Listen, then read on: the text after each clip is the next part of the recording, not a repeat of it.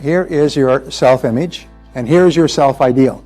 This is the ideal person that you could be, and this is the person that you are today. The self-ideal is a combination of all the qualities of all the men and women you've admired throughout your life, which of course, if you read lots of biographies and autobiographies of men and women who are worthy of reading, as opposed to drunken rock stars and things like that. But when you read about Madame Curie or Thomas Edison or Mother Teresa, when you read stories about men and women who have done wonderful things with their lives, and all of them from humble beginnings, you start to think, I'd like to be that way. And when you read about their qualities and how they persisted, you start to absorb through the skin being like that when the condition requires it. When the situation requires it, yes, I'll be courageous too, and I'll be determined too, and I will be cheerful as well. So the more you read about people, the more you form a higher and better and clarified ideal. This becomes your internal role model. And there's always this dynamic tension between the person you are and the person you would like to be. A person who thinks that they're already fine is not a person who's really open to any improvement. And people who think that they're already fine are usually people that aren't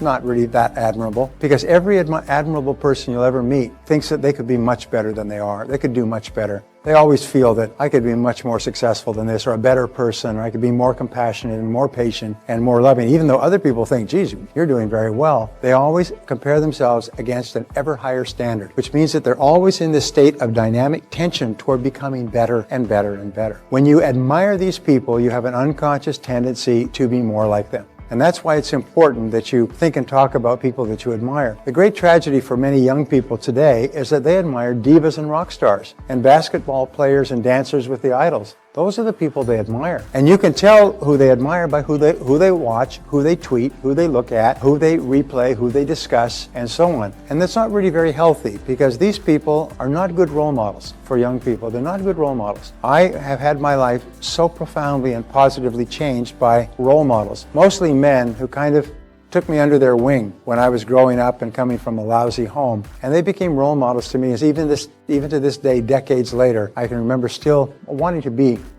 someone that they would approve. Somerset Maugham was once asked why he wrote so prolifically, and he had a beautiful line, which I think applies to life. He said, "I write to earn the respect of the people I respect." And what I have found is that that's what we do in life, is we do the things we do to earn the respect of the people we respect, and at least not to lose their respect. And many of us would go through tremendous privations and sacrifices not to lose the respect of someone whose respect we value. And so thinking about whose respect you value is a really important point. Who is really important in my life? Who do I really respect? And then you think, what would I need to do or not do to earn or to keep this person's respect? And you don't even have to know them. They can be people who are people that are very admirable. There is a difference between your self-image, the way you see yourself now, and your self-esteem, which is how much you like yourself. And here's an interesting discovery. Here is your self-image, and here is your self-ideal. This is the ideal person that you could be, and this is the person that you are today. And there is a dynamic tension between the two. And whenever you do anything in the present that is consistent with the person you would like to be, your self-esteem goes up. You like yourself and respect yourself even more. Whenever you do anything or say anything, you get mad or impatient or short-tempered or something. Whenever you do something in the short term that causes you to move away from the person you would really like to be, your self-esteem goes down. So successful people are always trying to adjust their behavior so their behavior is more and more like the person they would ideally like to be, the person they admire the most. And then each time you do something that's consistent with the best person you could be, you like yourself and respect yourself more. And it becomes a lifestyle to constantly be doing the things that you know that others would admire. The things, the quality, doing the behaviors that the people that you admire the most would engage in. Very small thing, but a very big thing. So your self-esteem is largely determined by the gap between your self-image and your self-ideal. And is it contracting and getting smaller? Then your self-esteem is high.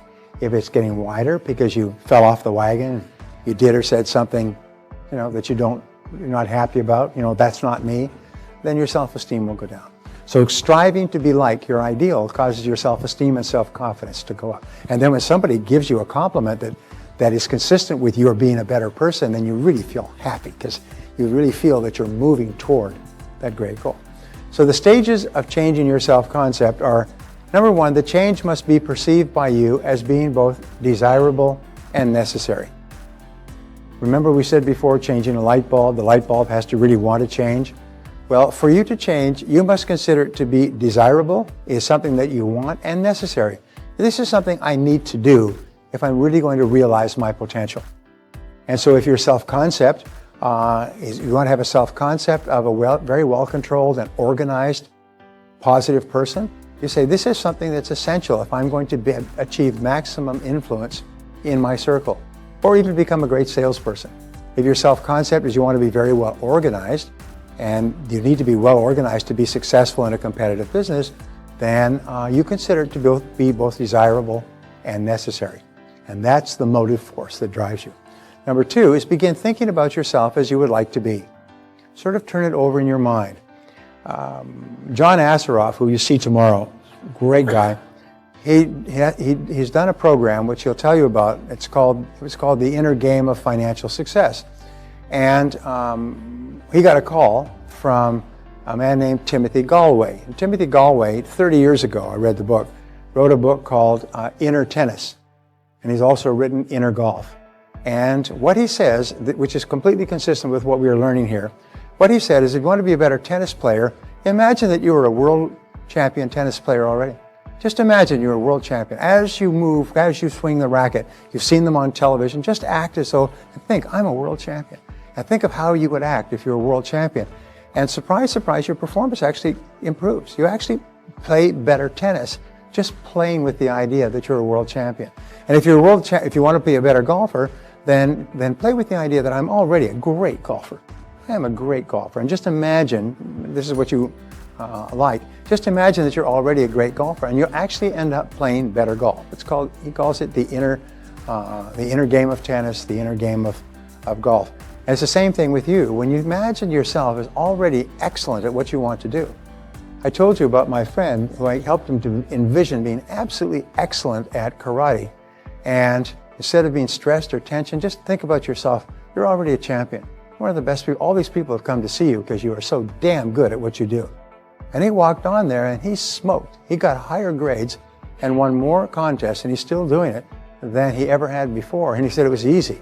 It was easy because your subconscious mind organizes every single motion so it's consistent with this new picture. Begin to visualize and create clear mental pictures. A visualized picture is a command to your subconscious mind, and when you visualize yourself performing at your best, your subconscious mind organizes your behaviors and actions on the outside so they're consistent with the picture that you just fed. It's almost like the picture is the command or the seed, and your subconscious mind is the garden. And what it does is the subconscious mind grows the behavior that you visualized. All the work on self-image psychology is really exciting. Visualize yourself as positive and confident. Visualize yourself as successful. Visualize yourself as happy. And what happens is you begin to behave on the outside consistent with that picture, but it's natural. You feel natural with the new behavior. Practice your visualization over and over again, because every time you visualize, as we said, every time you visualize, your subconscious takes it as a new command. Like you just did it again. You just performed excellently again. And you just keep replaying the picture. Before every event of importance, you'll find that success, well, I'm probably jumping ahead of myself. Your image must be clear, vivid, and exciting. That means the greater clarity your picture of yourself performing or your picture of yourself in the future, the faster it comes into your reality. Vividness is the most important thing of all. That's why if you go and see a house or take pictures of a house and take those pictures and put them where you can see them, read Architectural Digest, which has beautiful homes, or Homes Beautiful, or Sunsets Home and Garden, Beautiful Homes and Garden, and read those pictures so you feed your mind with these photographs, almost like feeding them into your mental computer. Then your mental computer strives to put you into the kind of home that you desire. Quick story. A couple came to my seminar when I was living in Edmonton, and the family was from Toronto, 3,000 miles east, and he was transferred out to Edmonton. Edmonton was booming, and so they put the house on the market. The wife was busy starting to pack things up. He came out for two things. First of all, to meet with the people he was coming in as a senior executive, and also to find a home. So he met with them for 2 or 3 days, and then he called a couple of real estate agents in the paper, and he called one and he said, I'm looking for a house like this. Okay, let me jump back. They had started using this process because they had been through my seminar in Toronto about 3 or 4 years before. And what they did is they went out and they got a scrapbook and they began cutting out pictures of beautiful homes from beautiful magazines and putting them in the scrapbook. This was their dream home. And then after about 3 years, he got transferred. Well, they put picture after picture after picture. And what they told me was one day they came across a spread in the magazine, Better Homes and Gardens. And it was a perfect house. It was beautiful. It was composite of everything, a living room, bathrooms, views, yards, view from the front over the valley. It was lovely landscaping inside, bedrooms, upstairs. This was a composite of everything that they wanted in their house. So they cut out this complete composite and put it into their scrapbook. And every weekend they would take it out and they would just open it up and they'd look at it. Just kind of feed their mind with this picture. And they'd open it, they'd turn the pages, they think about walking in this house and going in this living room and cooking in this kitchen and in this bedroom and a view from the house. They did this every single week until he got transferred. But he, coming back to Edmonton now, he phones a couple of real estate agents. One is of no interest. The other one says, you know, the house that you are describing, and he was describing his house, dream house from Better Homes and Gardens. He said, it's not available right now, but it's going to be listed on Saturday by my company. He said, I can take you out to see it at that time if you're interested. And he said, sure. So his wife arrived on Friday night and they had dinner, and the next morning the real estate agent picked them up at the Westin Hotel, downtown Edmonton, and took them out into West Edmonton, which is the best area, drove them up to this home, and it was the home from Better Homes and Gardens. It was exactly the home they had been fantasizing and visualizing for 3 years. And they walked in and they said, oh my God, this is the house. This is the house. It's the only house they looked at. And the next question, could they afford it? It turned out the price, the terms, the down payment, everything, even including the occupancy date, was perfect. And a couple of months later, they sold their home in Toronto, packed up, moved out, and were living in that house at that time. They said it was unbelievable. It was the home, it was the house from Better Homes and Gardens. It was their dream house, not a composite, but the very house that they had dreamed about owning. So, does it work? Yes, Barbara and I are in the house that we're in today. We wrote down 42 things we wanted in a house, and we moved twice. Before we moved down to San Diego, we walked into this house, it had 41 of the 42 things. The 42nd thing was a built-in vacuum cleaner system, which it didn't have, so we hired a maid. Does it work? Yes. And what does it take? A piece of paper. If you can't afford a piece of paper, your mother will lend it to you. She wants you out of the house anyway. All right. So, your image must be clear, and the greater clarity you have, the faster it will come into reality. Affirmations are strong, positive statements that you say to yourself and believe. The most powerful words in your world are the words you say to yourself and believe. With affirmations, your future potential is unlimited. In other words, you become what you say to yourself most of the time. If you say it over and over again, you program it deeper and deeper into your subconscious programming until it begins to appear in your reality. Like the gentleman who wrote down 101 goals. Every one of those goals appeared in his reality within 12 years, which is an incredible story, but it's not the only time I've heard that. These are based on the 3 Ps. Affirmations are, first of all, they must be personal. You always start an affirmation with the word I. I am, I earn, I achieve, I weigh. Second of all, I like myself. I like myself. I like myself. Second of all, it must be positive. I am responsible. I am responsible. And third of all, it has to be present tense. I earn X number of dollars per year. I weigh X number of pounds. I drive such and such a BMW. I live in a 3,500 square foot custom-made house. One of my graduates did exactly that. Before he changed jobs, he lost his job after the seminar, which he thought was a real bummer. And one of his goals was, I live in a brand new 3,500 square foot custom design home. Within 12 months, he had gone through 2 jobs, changed his income, increased his income, and he was closing on the house. He came back to my seminar a year later. He was closing on the house. And it was a custom designed, beautiful home that the builder had decided to sell rather than occupy himself. And so, does it work? Well, you know, never can be sure. But what if it does? What if it does?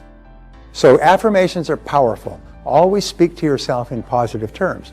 When you write down your goals, you write them as affirmations. I earn this amount of money. I weigh this number of pounds. I live in such and such a home. I have such and such, I acquire or I achieve such and such a net worth, and so on. Verbalization, speaking your affirmation aloud. What we find is if you say something aloud, it has 2 to 3 times the impact as if you say it to yourself, which is why you'll notice when football coaches want to motivate the people, the players before the game, they said, okay, what are we going to do? We're going to kill them. What are we going to kill them? What are we going to kill them? And they get themselves pumped, because when you say it aloud, you get yourself really more motivated than if you just whisper it to yourself. So standing in front of a mirror and reading your goals or speaking out your verbalizations. I like myself. I like myself. I can do it. I can do it. I feel terrific. When you say it out loud and you say it to other people. If anybody ever asks me, day or night, how do you feel? I always say I feel terrific. I feel terrific. I feel terrific. And even if I don't, even when I was going through my cancer treatment last year, it was a very interesting experience. When people say, how are you doing? I say, I feel terrific. I feel great. Everything's going great. Terrific. Terrific. That might not have been completely true, but I was telling the truth in advance. So verbalization is really important.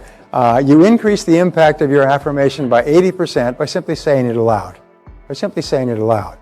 6, assume the role. Act as if you were already the person you wish to be. Walk and talk and act. I tell salespeople, if you really want to be impressive, when you go in to see a client, imagine that you are extremely wealthy. You're worth $100 million.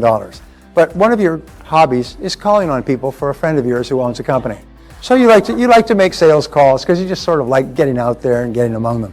And so you walk in as though you're worth $100 million and just could not care less whether this person buys or not. You really like to be able to talk to them and find out what their needs are and help them if you possibly can.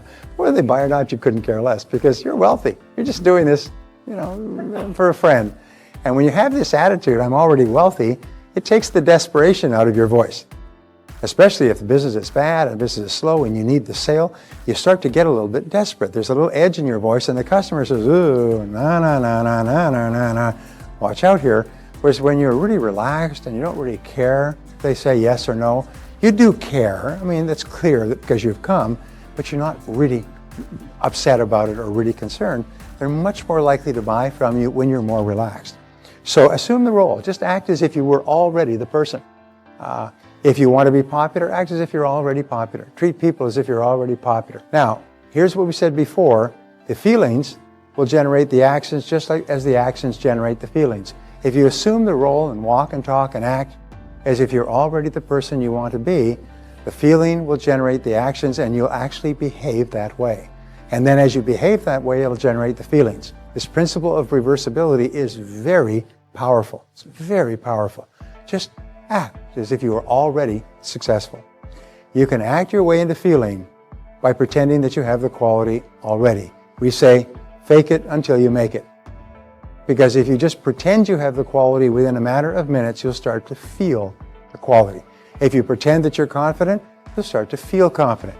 If you pretend that you're happy, you'll start to feel happy.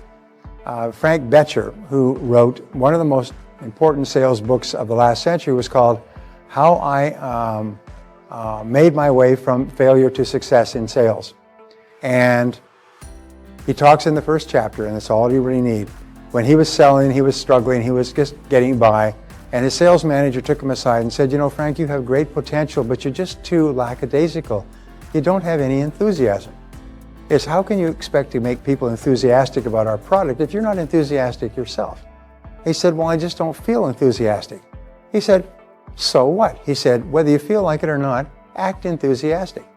Just act enthusiastic.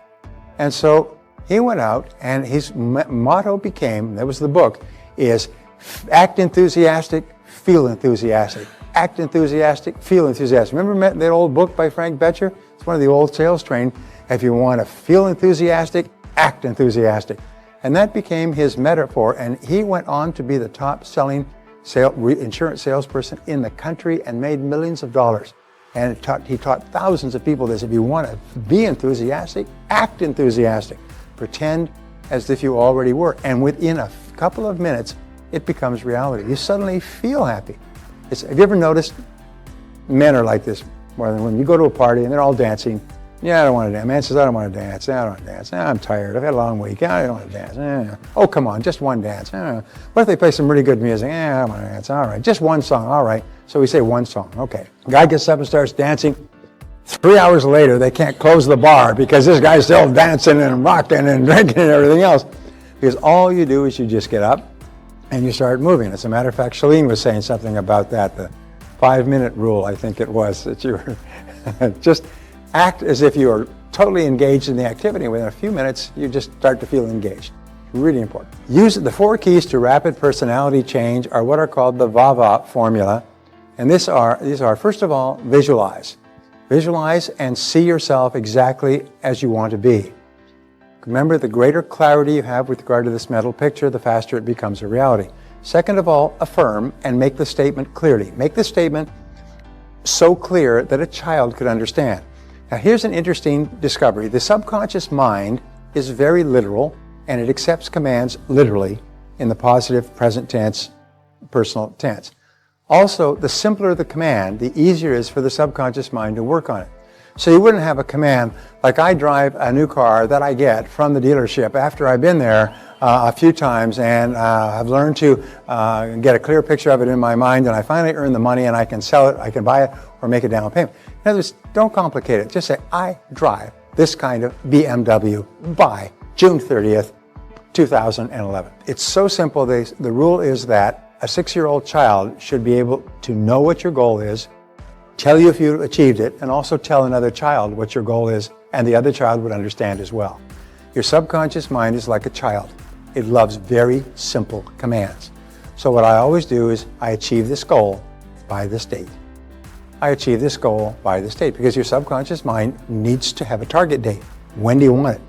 You don't call up and you say to a restaurant and say, could we come for dinner for 2? Or could we come there for dinner? And they say, sure. How many? We don't know. When? We haven't decided. What time? We'll let you know. How could even the dumbest person in a restaurant take a reservation if you're not clear about time, place, date, and number of people? So therefore, make it easy for your subconscious to go to work on a goal. I'm going to tell you something. Sometimes when you set a goal very clearly and you say it, you visualize it and affirm it, it materializes within 24 hours. A 1-year goal. I've had people, with the exercise that we're going to do tomorrow, which is a 1-year exercise, say that most of the goals in the exercise, which were 1-year goals, were accomplished within 5 days. Just literally, the phone rang off the hook, people walked up, the mail, stuff that would amaze you. They could not believe how fast they come into reality when you program them in, when you learn why tomorrow. Verbalize, say it aloud. You possibly can. Just say it very clearly. I earn X number of dollars. I drive such and such a car. I live in a beautiful home. Say it aloud. Say it to yourself in the mirror and smile like you really enjoy it. And finally, assume the role. So those are the 4. Visualize, affirm, verbalize, and carry yourself as though you already had the goal, as though you're already a big success.